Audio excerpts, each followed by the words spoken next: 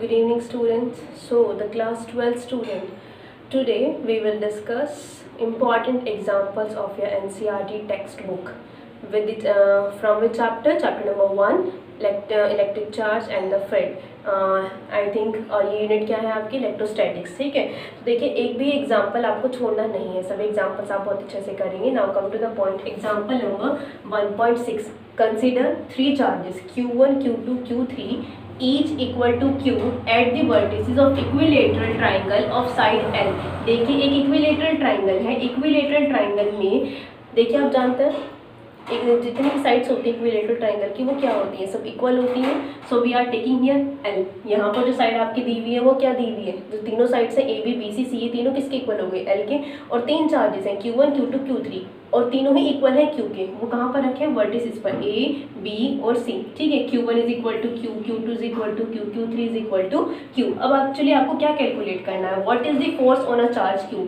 Centroid पर एक charge रखा है आपका कैपिटल Q. कैपिटल Q पर आपको टोटल फोर्स कैलकुलेट करना है. मतलब इस चार्ज की वजह से Q1, Q2, Q3 इन तीनों चार्जेस की वजह से क्या नेट फोर्स होगा कैपिटल Q पर, ये आपको इस क्वेश्चन में कैलकुलेट करना है. ठीक है, सो देखिए कुछ बेसिक से इन्फॉर्मेशन पहले आप यहाँ से देख लीजिए.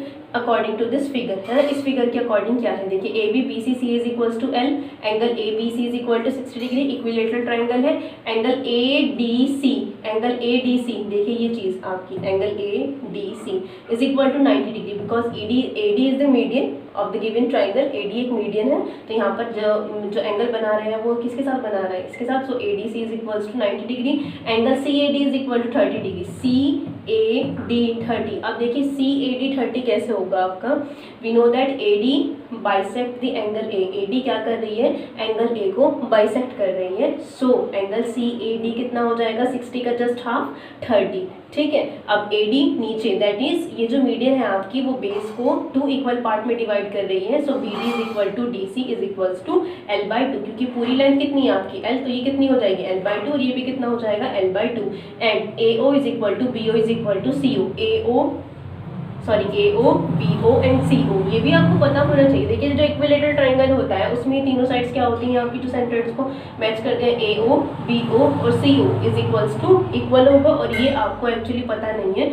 सो you have to calculate this. अब करना क्यों है कैलकुलेट, यहाँ पर आइए आपको टोटल फोर्स कैलकुलेट करना है. तो पहले आप इंडिविजुअली फोर्स कैलकुलेट करेंगे. ये क्यू इस कैपिटल क्यू पे किस टाइप से फोर्स लगाएगा, तो देखिए ये जो क्यू है आपका इस कैपिटल क्यू पे जो फोर्स लगाएगा, क्योंकि आपको क्या लेना है, सेम चार्जेस लेने हैं. देखिए यहाँ पर इस पॉइंट को देख लीजिए, with the same sign as Q. मतलब Q अगर आपका पॉजिटिव है, स्मॉल q अगर आपके पॉजिटिव है तो कैपिटल Q भी आपका पॉजिटिव होगा. और हम पॉजिटिव लेके ही चल रहे हैं, तो दोनों ही चार्जेस पॉजिटिव हो गए. दैट मीन्स दोनों ही एक दूसरे को क्या करेंगे, रिपेल करेंगे. So small q capital Q पे क्या फोर्स लगाएगा, रिपल्सिव फोर्स लगाएगा. और किस डायरेक्शन में लगाएगा, देखिए ये स्मॉल q है ये कैपिटल Q है, तो दोनों ही एक दूसरे से कितने डिस्टेंस पर है, ए ओ डिस्टेंस पर है.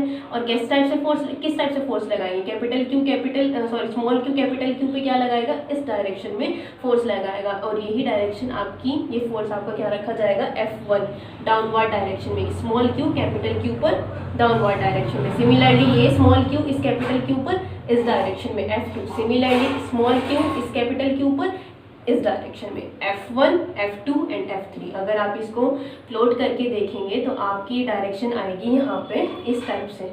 ये आपका सेंट्रॉइड हो गया capital Q, this one and this one. F1, F2 and F3. Clear, F1, F2 and F3. यहाँ पर एंगल भी है. ठीक है, ये हम बाद में कैलकुलेट करेंगे. तो देखिए F1 की वैल्यू क्या होगी आपकी, F1 that means Q capital Q पे फोर्स लगा रहा है. सो जब दो चार्जेस एक दूसरे पे फोर्स लगाते हैं, रिपल्सिव और अट्रैक्टिव हो, दो बाय द कूलम्ब्स लॉ क्या वैल्यू होती है उसकी, F1 is equal to 1/4 pi epsilon not capital Q small q upon AO that is R square along with the AO direction. Similarly F2 BO, F3 CO along BO नहीं आएगा sorry CO in the CO direction. तो F1, F2, F3 तीनों की value आ जाएगी. अब देखिए यहाँ पे एक्चुअली AO, BO, CO ये अलग अलग वैल्यूज आ रही हैं. बट अभी हमने क्या बताया आपको कि AO is equal to BO is equal to CO. ये वैल्यू होती है, तो इसका मतलब अगर हम AO कैलकुलेट कर लेंगे, जब AO कैलकुलेट हो जाएगी तो BO CO उसके इक्वल आ जाएंगे। So now our next step is to find the value of AO। AO की वैल्यू कैसे फाइंड आउट करेंगे? अब देखिए एक ट्राइंगल में हम एक चीज़ देखते हैं कि ये जो AO है आपका, अगर हम इस ट्राइंगल में देखें AO और AD, तो ये जो आपकी मीडियन है AD, यहाँ पर एक थ्योरम आपकी अप्लाई होती है कि जो सेंट्रॉइड होता है वो मीडियन को 2:1 2:1 रेशो में इसको डिवाइड करता है। मतलब ये जो मीडियन है आपकी A और OD का जो आपस में रेशो है वो 2:1 का है। तो हम यहाँ पे कह सकते हैं कि AO 2/3 है और OD आपकी क्या है 1/3। सो अगर हम AO की बात करें पूरी AD के रेफरेंस में, so AO is equal to 2/3 AD। आपसे क्या कहा अभी? AO 2/3 और OD 1/3। 2/3 प्लस 1/3 आप कर लीजिएगा, इसका क्या आएगा 2/3 plus 1/3, 3 common 3 ratio is equals to 1। Clear? तो दैट इज ये जो आपकी थ्योरम है वो क्या कहती है कि जो सेंट्रॉइड होता है इक्विलेटरल ट्राइंगल का, इक्विलेटरल ट्राइंगल में या फिर ट्राइंगल की अगर हम बात कर रहे हैं तो सेंट्रॉइड जो होता है वो मीडियन को 2:1 रेशो में डिवाइड करता है, मतलब 2 पार्ट और 1 पार्ट। तो ये तो आपका 2:3 हो गया और ये आपका 2/3 हो गया, ये आपका 1/3 हो गया। ये आपके एनसीईआरटी बुक में इस तरह से एक्सप्लेनेशन नहीं दे रखी है इसकी, that's why I am discussing this question today. ठीक है, तो आप फिर प्रॉब्लम जो आएगी आपको आप पूछ सकते हो दोबारा। तो हमने क्या देखा कि AO इज इक्वल टू क्या होगा 2/3 AD के। कौन सी बात कही? इसकी बात कह रहे हैं यहाँ पर AO और ये D। AO is equal to 2/3 AD की AO पूरी AD का कितना पार्ट हो गया 2/3। अब देखिए we also don't know the value of AD, हम AD की वैल्यू भी नहीं जानते हैं। तो हम क्या करेंगे, इस ट्राइंगल का ये पार्ट, आप ये वाला पार्ट भी ले सकते हैं और ये वाला पार्ट भी ले सकते हैं। तो अगर आप दोबारा देखेंगे तो देखिए इस ट्राइंगल में हम बात कर रहे हैं, आप ये भी ले सकते हो और ये भी ले सकते हो। तो ये आपका D पॉइंट है, it's your A point, A B C and D and it's your 90 degree. देखिए वहाँ पे लिखा हुआ है ADC is equal to 90 degree and CAD is equal to 30 degree. So in this triangle देखिए ट्रिग्नोमेट्री के according जहाँ पर आपका एंगल बनता है वो दो साइड्स, उनमें से एक साइड क्या होती है, मतलब ये दोनों साइड्स क्या बना रही है, एंगल बना रही है 30 डिग्री। तो इन दोनों में से एक साइड क्या होगी, बेस। तो ये आपकी यहाँ पर बेस है और एंगल के सामने क्या होता है, परपेंडिकुलर। ये बेस, ये परपेंडिकुलर और ये हाइपोटेनियस। सो इस ट्राइंगल के अकॉर्डिंग टू एंगल ADC, इस ट्राइंगल में cos 30 की वैल्यू क्या हो जाएगी, base upon hypotenuse, that is base upon hypotenuse AD over AC, and we know the value of cos 30 under 3/2 AD as it is। AC की value आपकी क्या हो जाएगी L, side of equilateral triangle. So AD is equal to under root 3/2 L। तो AD की value क्या हो जाएगी under root 3/2 L। Now put this value in the above result.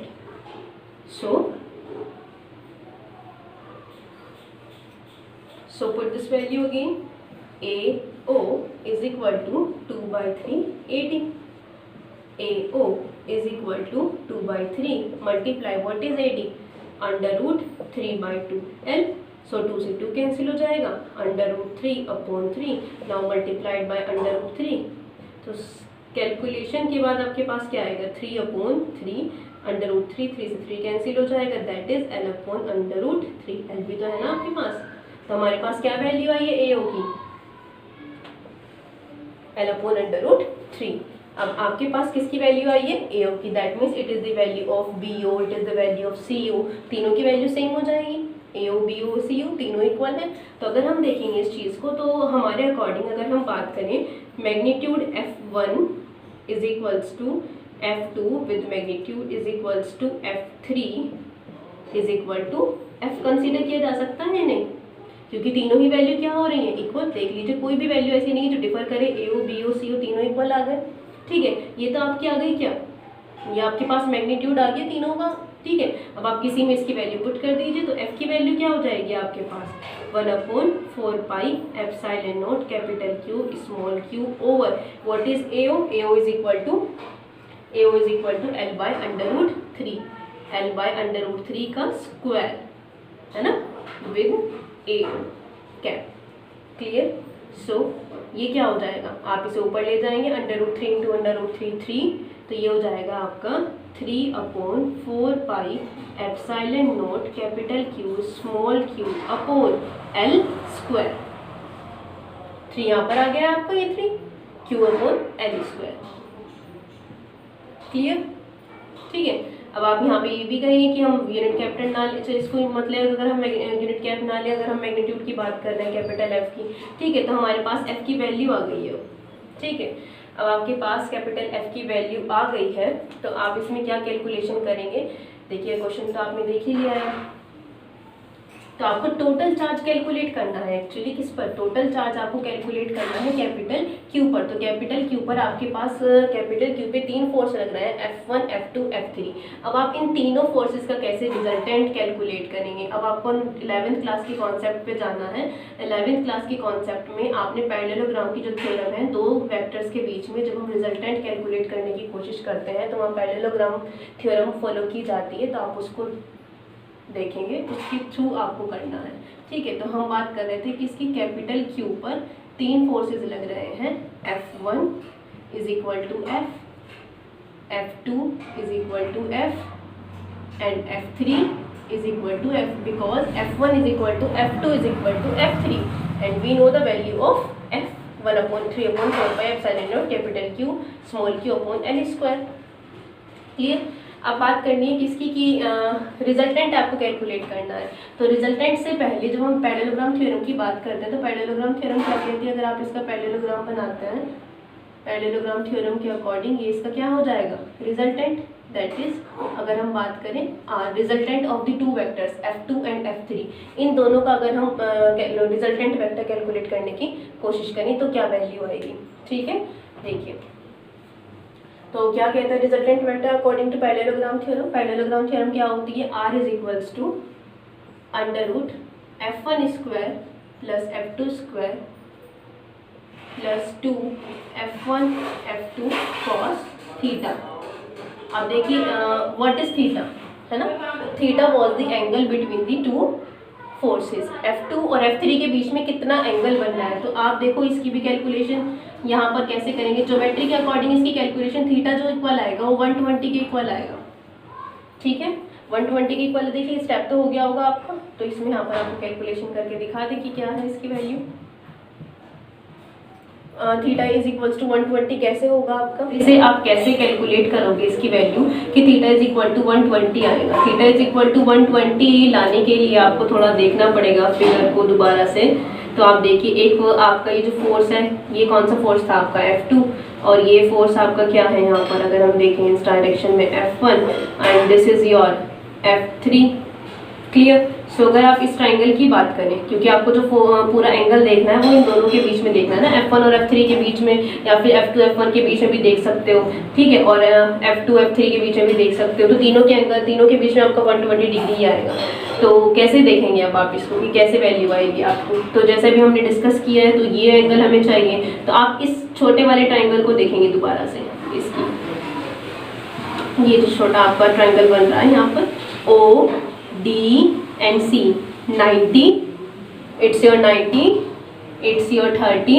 तो जब आप कैलकुलेशन करेंगे ट्राइंगल में, तो ये थर्ड एंगल कितना आना चाहिए आपका? देखिए कैलकुलेट करेंगे तो आप angle D plus C plus O, angle O plus angle D plus angle C is equal to 180। So 90 plus 30 120 and angle O is equal to 60 degree. अब आप इस चीज़ को ध्यान से देखेंगे। देखिए यहाँ पे तो आपकी जो वैल्यू आई है, आपको इन दोनों के बीच में बताना है, क्योंकि ये आपका F1 है, F1 और F3 के बीच में कितना एंगल होगा। तो देखिए अगर आप बात करेंगे, ये हमने कितना कैलकुलेशन किया है? By the calculation we got the value of this 60 degree. So ये आपका लीनियर पेयर है या नहीं है यहाँ पे? तो आप 180 में से 60 माइनस कर दोगे तो इस थीटा की वैल्यू कितनी आ जाएगी यहाँ पे? 120। 180 में से आप इसको माइनस कर देंगे तो ये कितना आ जाएगा? 120। सिमिलरली आप ये भी कैलकुलेट कर सकते हो, ये भी कैलकुलेट कर सकते हो। ठीक है, तो थीटा की वैल्यू क्या हो जाएगी यहाँ पर? 120। तो हम यहाँ पर क्या कह सकते हैं कि थीटा की वैल्यू क्या रहेगी यहाँ पे? Theta is equal to 120। सभी में ये भी 120 है, यहाँ पे भी 120 और यहाँ पे भी आपकी 120 रहेगी। क्लियर? थीटा की वैल्यू 120। नाउ cos 120 किसके इक्वल होता है? देखिए जो पीसीएम के स्टूडेंट्स हैं वो तो शायद समझ जाए, -1/2 होगी इसकी वैल्यू। बाकी जो पीसीबी के स्टूडेंट्स हैं वो क्या करेंगे, cos थीटा की वैल्यू आप याद कर लीजिए 1/2। अगर आप कैलकुलेशन देखिए निकल सकता है, ऐसा नहीं कैलकुलेशन नहीं हो पाएगी, हो सकती है इसकी कैलकुलेशन, ठीक है, आसानी है। cos 120 की वैल्यू होती है -1/2। तो r is equals to f1 square and f2 square, a square plus b square plus 2ab cos theta. 11th class में आपने पैरेललोग्राम थ्योरम के अकॉर्डिंग स्टडी किया होगा। a square plus b square plus 2ab cos theta. अब देखिए f1 की value भी किसके इक्वल है, हमने क्या सपोज किया है, f के, क्योंकि तीनों ही वैल्यू इक्वल थी, f square plus 2 f1 f2 f square and it is -1/2। देख लीजिए, so r is equal to 2f square and 2f square, तो ये आपका 2 से कैंसिल हो जाएगा, तो -f स्क्वायर आपका यहाँ पे बच जाएगा। 2f square minus f square is equals to f square and f square is equal to f। तो यहाँ से क्या कैलकुलेशन मिली आपको, दैट इज कि इन दोनों का जो रिजल्टेंट है r भी किसके इक्वल आ रहा है आपका, r भी इक्वल आएगा आपके,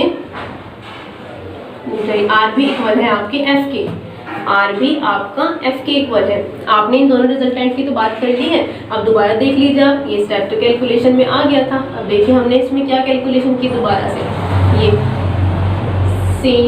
सीधा step again f1 f2 and f3। सो इन दोनों का जो रिजल्टेंट आया है पैरेललोग्राम थ्योरम के अकॉर्डिंग, ये इसकी अगर हम बात करें तो यहाँ पर जो वैल्यू आई है r भी किसके इक्वल आया है, f के, and we know that f1 is also equal to f। अब आपको जो वैल्यू कैलकुलेट करनी है इन दोनों के बीच में कैलकुलेट करनी है, इन दोनों का रिजल्टेंट क्या होगा, इन दोनों का रिजल्टेंट r है, r और f1 का रिजल्टेंट क्या होगा, इन दोनों के बीच में थीटा की वैल्यू क्या है यहाँ पर 180। Clear? Now again calculate the resultant of this and this, resultant of which r and f। थोड़ा ज़्यादा हो गया है ना, चलो यहाँ पे देखें, समझ में आई हो, आपको समझ में आ जाएगा, अभी नो सिचुएशन नहीं है। सो जब रिजल्टेंट होगा नया, so r dash is equals to again f1 square, f1 क्या है आपका f square plus f2 square क्या है यहाँ पर, f2 जो होगा आपका वो r है, r square plus 2f1 f2 that is 2f into r और into cos theta. Clear? So r dash is equals to f क्या हो जाएगा f स्क्वायर, r भी f के इक्वल है, f square 2f into cos की जगह क्या रखेंगे 180। क्लियर?